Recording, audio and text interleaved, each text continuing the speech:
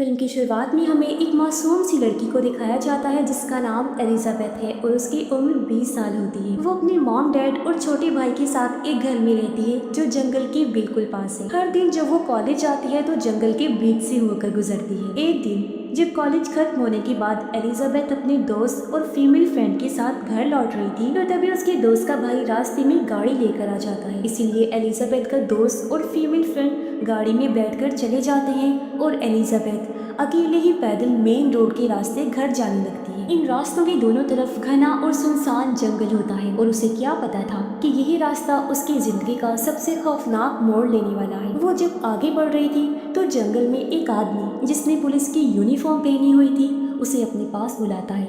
उस आदमी का नाम विंसन था। वो बहुत ही सख्त लहजे में कहता है, मैं पुलिस ऑफिसर हूँ। तुम्हारे घर के पास नशे वाली चीजों की खेती हो रही है, इसीलिए मुझे तुम्हें पूछताछ के लिए ले जाना होगा। ये कहकर वो एलिजाबेथ के दोनों हाथों में हथकड़ी लगा देता है और उसके गले में बेल्ट भी बांध देता है। आगे वो कहता है, मैंने तुम्हारे छोटे भाई को भी गिरफ्तार कर लिया है और तुम्हें भी उसके पास ले जा रहा हूँ। एलिजाबेथ घबरा जाती है, लेकिन विंसन ने खुद को पुलिस ऑफिसर बताया था, इसलिए वो उसके खिलाफ कुछ नहीं करता और अब वो एलिजाबेथ को जंगल के रास्ते ले जाने लगता है। दोनों एक छोटी सी नदी पार करते हैं, फिर जंगल में और आगे बढ़ने लगते हैं। एलिजाबेथ उसके साथ नहीं जाना चाहती थी, लेकिन डर की वजह से उसे उसकी बात माननी पड़ती है। फिर वो उसे जंगल में एक जगह बिठा देता है और कहता है, तुम्हें एक सच बताऊं, मैं कोई पुलिस ऑफिसर नहीं हूँ, बल्कि मैंने तुम्हें अगवा कर लिया है क्योंकि मैं तुम्हारे साथ रहना चाहता हूँ। मुझे तुमसे लगाव हो गया है, तुम मुझे अच्छी लगती हो। एलिजाबेथ कुछ भी समझ नहीं पाती कि उसके साथ आखिर ये क्या हो रहा है। परेशानी की वजह से उसकी आंखों में बस आंसू थे। विंसन उसे पूछता है, क्या तुम्हारे पास मोबाइल है? तब वो कहती है, नहीं। तब वो एलिजाबेथ से कुछ अजीबोगरीब सवाल करने लगा, जैसे क्या उसने किसी के साथ गलत ताल्लुक बनाए हैं, कोई तुम्हारा दोस्त है? तब ये सुनकर एलिजाबेथ समझ जाती है कि यह आदमी पूरा पागल है और इसकी दिमागी हालत बिल्कुल ठीक नहीं है। अब विंसन उसे जंगल के बीचों बीच लेकर आता है जहाँ उसने जमीन के नीचे केव यानी गार जैसा खुफिया बंकर बनाया हुआ था। वो एलिजाबेथ को जबरदस्ती बंकर में ले जाता है और खुद भी अंदर आने के बाद दरवाजा बंद कर देता है। ये बंकर ऐसा होता है जिसे ऊपर से कोई भी देख नहीं सकता क्योंकि विंसन ने उसे सूखे पत्तों से ढका हुआ था। बंकर का एक छोटा सा दरवाजा था और ये बंकर भी छोटे कमरे जैसा ही होता है। यहाँ पर एक बेड भी लगा हुआ था और ये जगह काफी अंधेरे वाली होती है। विंसन एलिजाबेथ को जंजीरों से बांध देता है। उसने कहा कि अगर तुमने यहाँ से भागने की कोशिश की तो तुम्हारे गले में जो बेल्ट है उसमें एक बॉम्ब है और वो फट जाएगा, और अगर तुमने शोर मचाया तो मैं तुम्हें मार डालूंगा, इसलिए बेहतर होगा कि तुम मेरी बात मानो। एलिजाबेथ पूरी तरह से फंस चुकी थी और वो फूट फूट कर रोने लगती। उधर एलिजाबेथ की मॉम को जब ये पता चला कि उनकी बेटी अभी तक घर नहीं लौटी तो वो अपना सारा काम छोड़कर घर आती है और उसे आसपास ढूंढने लगती है। वो एलिजाबेथ की दोस्तों को भी कॉल करती है, लेकिन किसी को कुछ भी पता नहीं होता, जिससे वो और ज्यादा परेशान हो जाती है। वो उसके दोस्त की मदद से जंगल में जाकर उसे ढूंढने लगती है। उसका छोटा भाई भी जंगल में जोर जोर से अपनी बहन को आवाज देकर बुलाता है, लेकिन जाहिर है कोई फायदा नहीं होता। अब रात तक भी एलिजाबेथ की मॉम डैड जब अपनी बेटी को ढूंढ नहीं पाते तो वो पुलिस ऑफिसर को घर बुलाकर उसके गायब होने की रिपोर्ट लिखवाती है। ऑफिसर उनके आसपास के लोगों से पूछताछ करता है और एलिजाबेथ को ढूंढने की कोशिश करता है, लेकिन फिर भी कुछ पता नहीं चलता। पुलिस एलिजाबेथ के केस को सीरियस नहीं ले रही क्योंकि उन्हें लगता है कि वो अपने दोस्त के घर या अपने मेल फ्रेंड के साथ होगी और जल्दी वापिस आ जाए। लेकिन दूसरे दिन भी जब एलिजाबेथ घर वापस नहीं आती तब पुलिस उसके कॉलेज आती और उसके उसी दोस्त और फीमेल फ्रेंड से बात करती है। वो बताते हैं कि उन्होंने एलिजाबेथ को मेन रोड पर ही छोड़ दिया था और खुद घर चले गए। इसके बाद पुलिस और एलिजाबेथ की फैमिली जंगल में उसकी तलाश करती है। वो लोग कई बार जंगल में उसकी खोज करते हैं, लेकिन एलिजाबेथ से जुड़ा कोई भी सुराग उनके हाथ नहीं लगता। वहीं एलिजाबेथ बंकर के अंदर 2 दिन से बंद होती है। वो काफी डरी और सहमी हुई थी, अपनी फैमिली को याद करके रो रही होती है और वहाँ से भागना चाहती है, लेकिन विंसन उससे कहता है कि यहाँ से भागकर तुम कहीं नहीं जा सकती हो क्योंकि मैंने बाहर चारों तरफ बॉम्ब्स लगाए हैं। अगर तुम्हारा पैर उन पर पड़ा तो तुम मारी जाओगी। वो आगे कहता है, अगर तुम इस जंगल से भाग भी गई तो मैं तुम्हारे घर जाकर तुम्हारे छोटे भाई को मार दूंगा। ये सुनकर एलिजाबेथ बहुत ज्यादा डर जाती है। विंसन कहता है, परेशान ना हो, सब कुछ ठीक हो जाएगा। फिर वो एलिजाबेथ को खाने के लिए नूडल्स देता है, लेकिन वो खाने से इनकार कर देती है, जिससे उसे गुस्सा आ गया। वो उसे धमकाने लगा, कहता है अगर तुम मेरी बात नहीं मानोगी तो मुझे तुम्हें चोट पहुंचानी पड़ेगी, जो मैं बिल्कुल भी नहीं चाहता। विंसन, जिसकी दिमागी हालत ठीक नहीं है, वो एलिजाबेथ पर अपना कंट्रोल करके उसके साथ हमेशा इसी बंकर में रहना चाहता है। उसने इसकी तैयारी पहले से ही कर रखी, इसलिए बंकर में बहुत सारी जरूरत की चीजें जैसे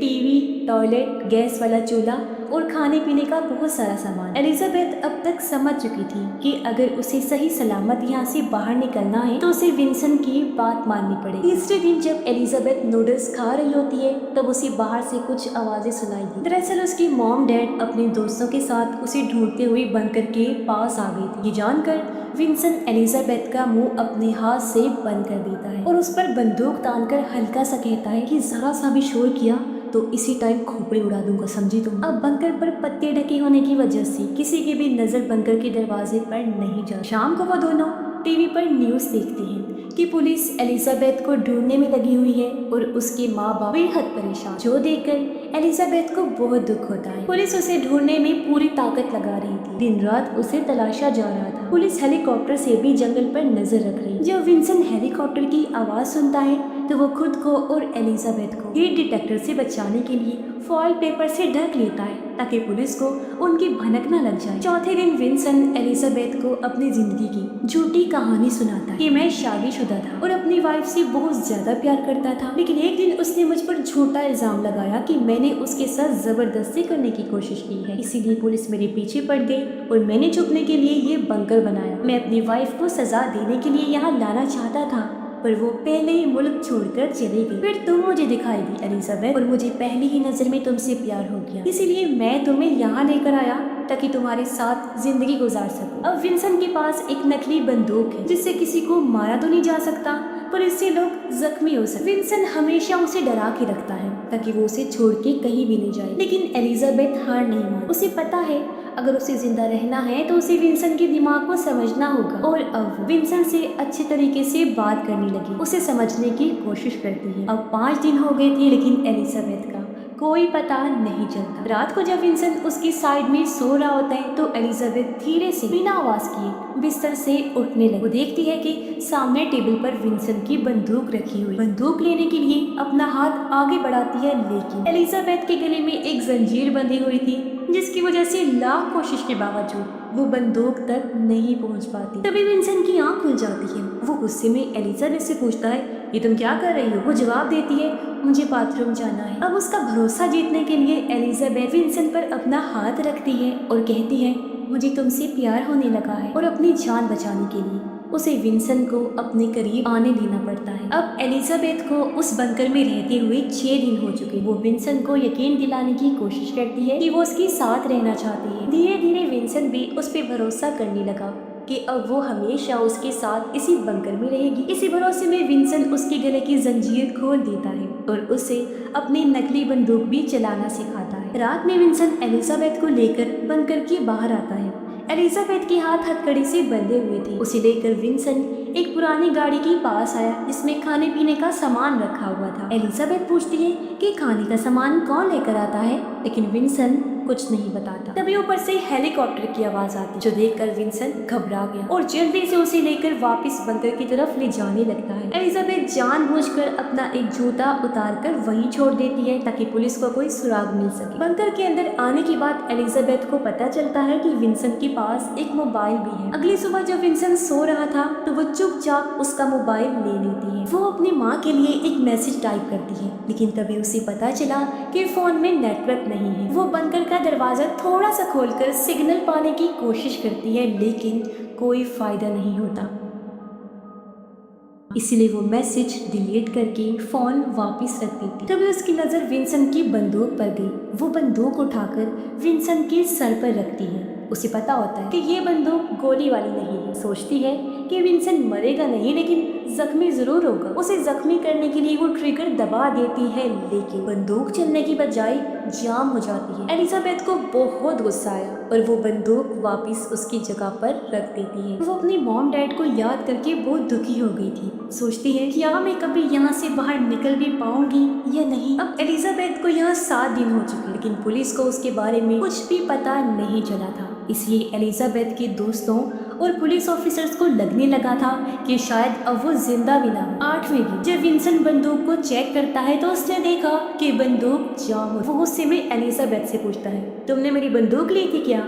इस पर एलिजाबेथ बिल्कुल शांत होकर कहती है, नहीं तो भला मुझे इसकी क्या जरूरत। फिर वो विंसेंट का हाथ पकड़कर अपने गाल पर रख देती है, जिससे विंसेंट को उस पर दोबारा भरोसा हो जाता है। अब पुलिस एलिजाबेथ को ढूंढना बंद करने वाली, क्योंकि अब तक उसका कोई अता पता नहीं चला था। लेकिन जिस मैसेज को एलिजाबेथ ने अपनी माँ को भेजा था और सिग्नल ना होने की वजह से डिलीट कर दिया था, वो मैसेज किसी तरह उसकी माँ के फोन में पहुंच जाता है। उस मैसेज में लिखा था कि मुझे एक आदमी ने घर के पास के जंगल में बीचों बीच बने अंडरग्राउंड बंकर में कैद करके रखा हुआ है। वो आदमी बहुत ही पागल है। ये देखकर एलिजाबेथ के मॉम डैड काफी हैरान रह गए और उनके अंदर बेटे की मिलने की एक उम्मीद जाग उठती। वो फौरन पुलिस को बुलाकर ये मैसेज दिखाती है। पहले तो ऑफिसर्स इस मैसेज को सीरियस नहीं लेते, क्योंकि उन्हें लगता है कि ये कोई मजाक या प्रैंक हो सकता है। लेकिन एलिजाबेथ की माँ कहती है कि मेरी बेटी ने इस मैसेज में अपना नाम लीजा लिखा है। ये नाम सिर्फ फैमिली को पता है, किसी और को नहीं पता। जब वो ये कहती हैं तब ऑफिसर्स उस मैसेज को सीरियस ले लेते और जिस नंबर से एलिजाबेथ की माँ को मैसेज भेजा गया था उस नंबर को ट्रैक किया जाता है, यानी उसे ढूंढा गया। अगले दिन पुलिस एक औरत के घर पहुंचती है, क्योंकि इसी औरत के नाम पर यह फोन 3 हफ्ते पहले खरीदा गया था। उन्हें इस औरत से पता चलता है कि वो विंसेंट की दोस्त थी, पर उन दोनों ने फिर अपना रिश्ता तोड़ दिया था और काफी सालों से दोनों की कोई मुलाकात नहीं हुई है। वो औरत कहती है कि वो मुझे अक्सर मैसेज करता है और मैं जंगल में खाने का सामान एक गाड़ी में रख देती हूँ। ये बताकर औरत पुलिस को उस गाड़ी के पास ले गई और बताती है कि मुझे नहीं पता कि आगे विंसेंट खाना लेकर जाता कहाँ है। पुलिस को उस औरत के घर के नीचे पुराना बंकर मिलता है, जहाँ पहले विंसेंट पुलिस से छुपकर रहा करता था। असल में विंसेंट पर किडनैपिंग जैसे गैर कानूनी कामों के काफी ज्यादा केसेस थे। पुलिस बहुत पहले से उसे ढूंढ रही थी, लेकिन वो कभी भी पकड़ा नहीं गया। और अब पुलिस को यकीन हो गया था कि एलिजाबेथ के किडनैप होने के पीछे विंसेंट का ही हाथ है। शेरिफ इस मैसेज की बात मीडिया में फैला देता, क्योंकि उसे पता होता है कि विंसेंट खतरनाक जरूर है, लेकिन डरपोक भी है। अगर उसे खबर मिल गई कि पुलिस उसके पीछे है तो वो अपनी जान बचाने के लिए भाग जाएगा। इसमें रिस्क जरूर था, लेकिन विंसेंट पहले भी ऐसे कई सारे अपने शिकारियों को छोड़कर भागा हुआ है। जब विंसेंट टीवी पर देखता है कि पुलिस को पता चल गया है कि उस आदमी ने एलिजाबेथ को किडनैप किया है और बंकर में छुपा के रखा है, तो वो घबरा जाता है। वो एलिजाबेथ पर चिल्लाने लगा, कहता है, तुमने अपनी माँ को मैसेज करके हमारे बारे में क्यों बताया? मुझे लगा था कि तुम मुझसे प्यार करती हो। फिर एलिजाबेथ उसे भरोसा दिलाने की कोशिश करती है और कहती है, मुझ पर यकीन करो, मैंने तुम्हारे फोन से कोई मैसेज भी नहीं भेजा। अगर चाहो तो खुद फोन चेक कर लो। आगे उसने कहा कि ये पुलिस की चाल है, वो तुम्हें पकड़ने के लिए ऐसा कर रही है। विंसेंट फोन चेक करता है, लेकिन उसे उसकी माँ का कोई मैसेज नहीं मिलता, क्योंकि एलिजाबेथ ने जाहिर है पहले ही वो मैसेज डिलीट जो कर दिया था। विंसेंट बहुत परेशान हो गया। उसे लगता है कि अब पुलिस आकर मुझे गिरफ्तार कर लेगी। एलिजाबेथ अब चाल चलकर उसे अपने कंट्रोल में करने की कोशिश करती है। उसने कहा कि मैं तुमसे प्यार करती हूँ, लेकिन अगर पुलिस ने हमें साथ में देख लिया तो तुम्हें जेल जाना पड़ेगा, इसलिए तुम अभी भाग जाओ। जब सब कुछ शांत हो जाएगा तो तुम वापस आ जाना।